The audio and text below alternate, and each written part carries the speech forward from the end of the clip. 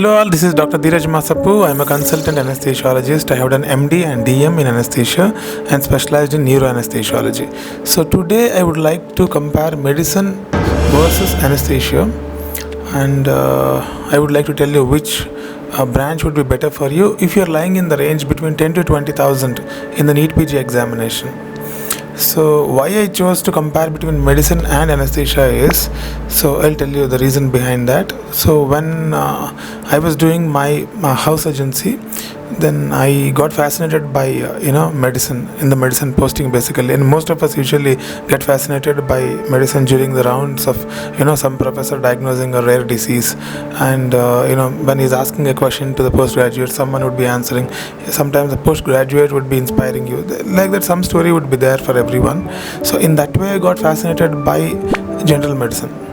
So but for the rank which I got in 2009, I wouldn't get general medicine.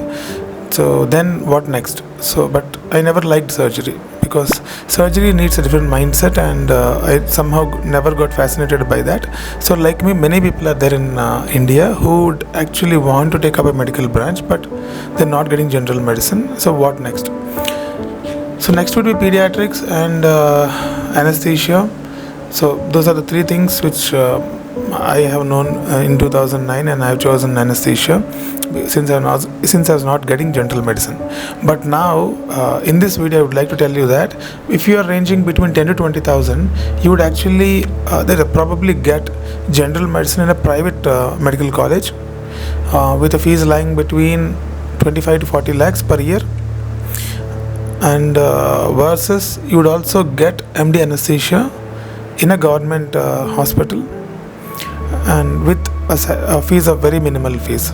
So which one to choose in this kind of a situation? I know it is very emotionally draining when you have to choose something like this, to leave a branch which is your passion because the fees is very high, and to take up MD anesthesia, which is also a medical branch, and and the fees is low.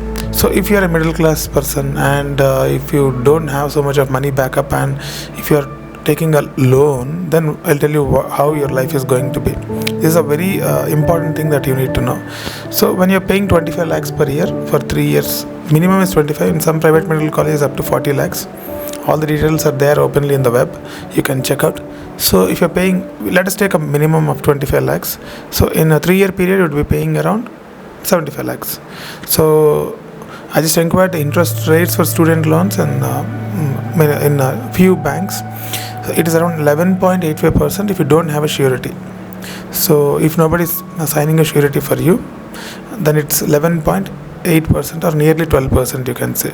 So with that kind of a loan, then at the end of, if you take a 15-year tenure, then you would be paying maybe around 1.2 to 1.3 CR.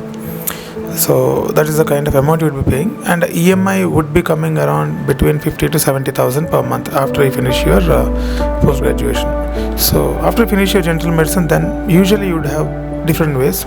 So one way would be after general medicine, which most of you guys want to do, is taking up a DM branch. So if you take up a DM branch in a central institute, you are safe, because with the 7th pay commission you would be getting around 1.2 to 1.3 to hand. You can still pay your EMI, and you will be left with around 30 to 40,000 for your expenses. You can survive for 3 years.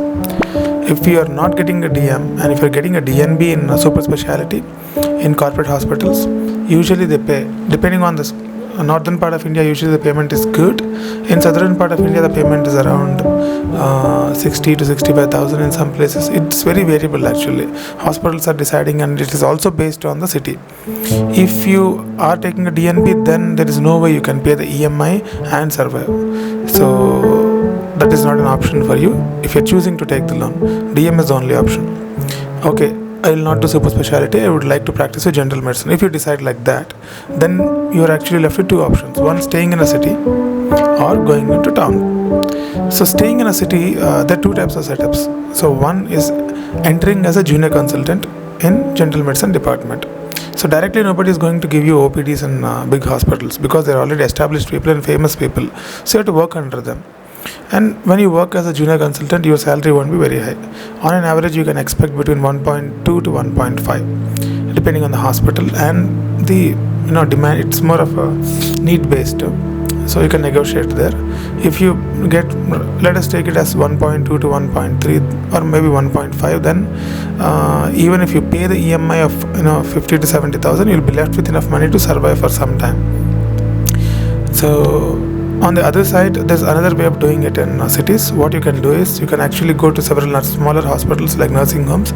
Some general physicians cover 2-3 nursing homes. They go for rounds, they put their treatments, they go to another hospital, they put their treatments, like that they hop between the hospitals. And in the evening they'll have their OPDs, and there when you start your practice you don't get many patients. I think most of you know that it will usually take 2 to 3 years to start some decent practice. Even if you get maybe 5 to 10 patients in a day, that is considered a very good number in a city. To develop that, it would sometimes take 3 to 5 years. So if you hop between the hospitals and do some amount of practice in the evening, you might end up making around 2.5 to 3 to 3.5 lakhs. So in that way you can actually pay your EMI and settle better if you are in a city. That is one good way actually. And if you're planning to go to a town, then that would be a better way to financially support your family, because in towns it is little easier to click, because the number of general physicians would be lesser, and surrounding towns are usually surrounded by many villages. So if you develop contacts in the villages and go and give some speeches there and do some camps there, you might develop a patient base, and within 6 months to 1 year there is a possibility that you can click. And if you're seeing some 30 to 50 patients in a day in town, we can keep our OPD charges around maybe 200 to 300 rupees. You can make some decent money and you'll be able to pay your EMI and survive there. And over a period of time, if you build your practice, and so one of my senior, I think 1 year senior, who started his practice, and he is a click general physician, and he gets around 100 people in a day. You'll not imagine. So he would be making a lot of money. So if you are settled like that, then nothing like that. So it is really worth it. So one more important thing is when I'm doing this comparison between general medicine and anesthesia, there is one very important thing which you'll miss in anesthesia, which I'll tell you in the end of the video. So these are the different ways a middle class person, be ranging between 10 to 20,000, if you choose a general medicine, and I think he needs to decide something like this.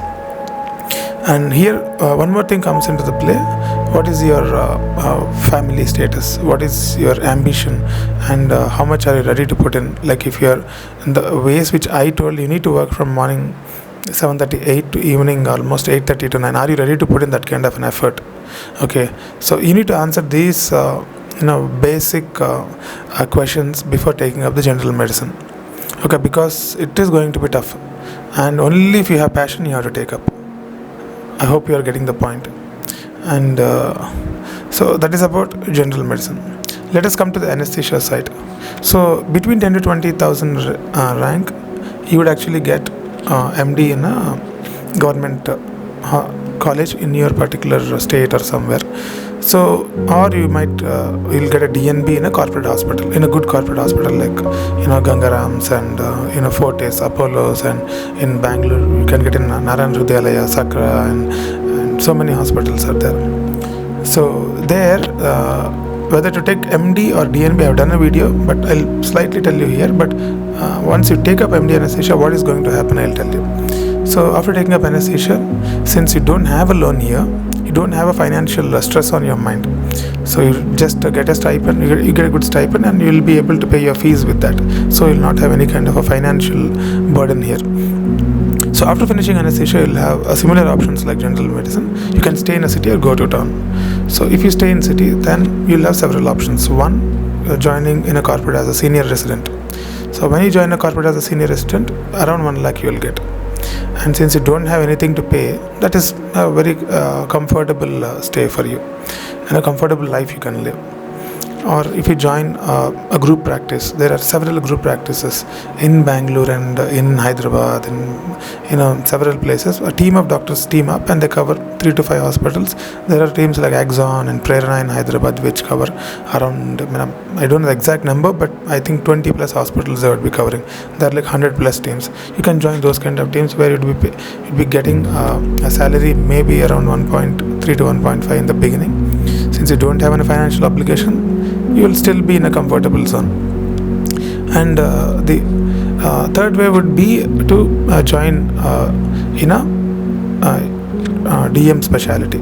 So like general medicine, everyone would not want to do DM in anesthesia, because there is no need also to do DM, because what I really realized is you should do DM only when you have passion in anesthesia in that particular niche. I am a neuroanesthesiologist, so what happened is I developed interest towards neuroanesthesia and I tried to do DM. So doing DM, if you ask me whether it will change your life drastically, answer is no. But if you have a research interest, if you want to become famous among the peers, then maybe DM will help. So, but basic salary would be slightly more than the MDs. But over a period of time, if you are interested to become famous, then you need to go for the super specialties in anesthesia. Otherwise, MD with a regional anesthesia fellowship or something would be actually enough. So that's about anesthesia in cities.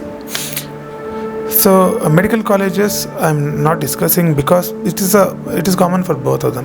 Either medicine, surgery, anesthesia, whichever branch, medical college salaries are fixed, the promotions are fixed. So there is nothing much for me to tell there. You'll join as an SR, then you'll become assistant, associate, additional, and professor. And then if your luck is good, you'll become a HOD. The pays are fixed. And about central institutes also I'm not commenting, because many people cannot enter central institutes. Maybe 0.1% can enter. Maybe DMs will help in that area. Many of my friends who have done DM are in IMHANS and AIMS and PGI, so they get good salaries. But I don't want to talk about that, because only 0.1% enter there, and it's not relatable to everyone in the country. So then going to towns as anesthetist. Going to towns as anesthetist is also a good option, because there is a lot of scarcity there. And the practice would be slightly different there.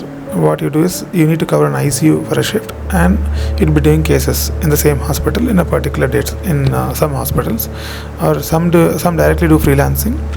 So freelancing, you get around 3 to 4,000 for a general anesthesia. For spinal anesthesia, you get around 1,500 to 2,000 rupees.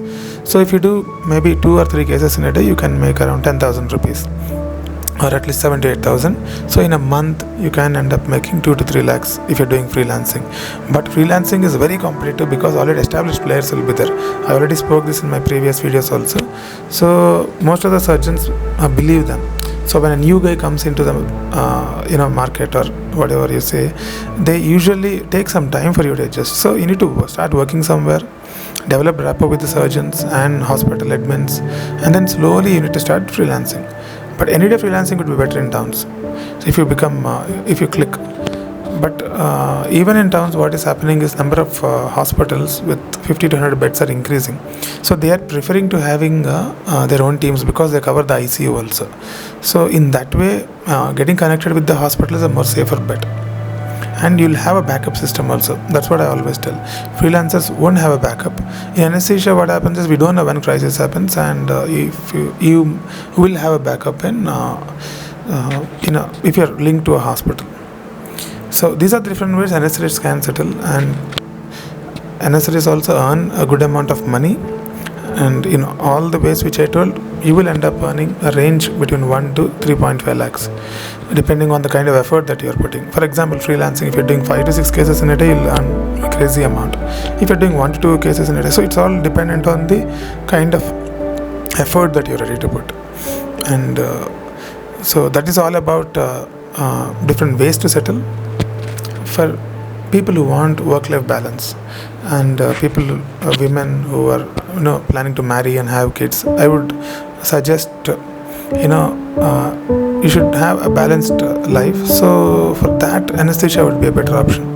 So you can link up to a corporate hospital or some kind of a hospital where you have fixed timing and a fixed night duties.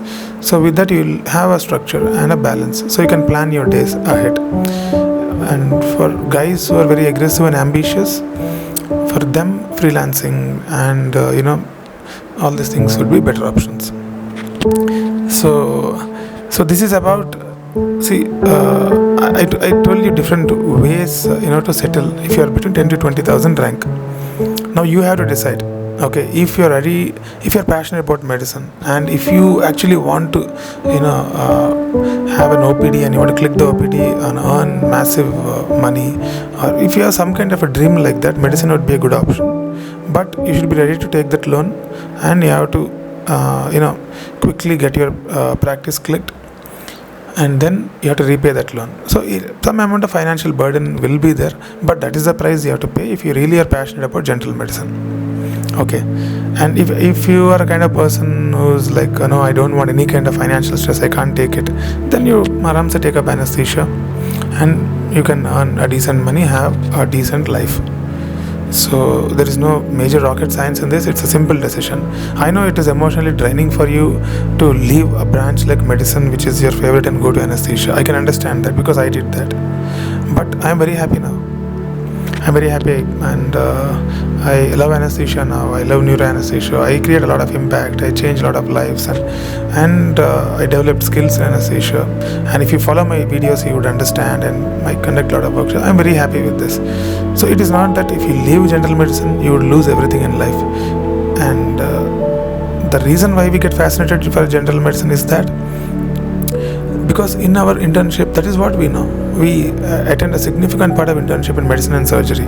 So we think that is the future of medicine. There are so many branches. Do you know what is nuclear medicine? You might know a little bit. Do you know what is radiation oncology? You might know a little bit. You don't know the details of that because you never worked in that particular branch. In the same anesthesia also, you never worked in anesthesia.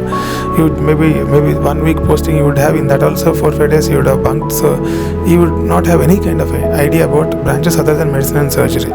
So that is the reason you guys feel bad when you have to leave such branches like medicine and surgery.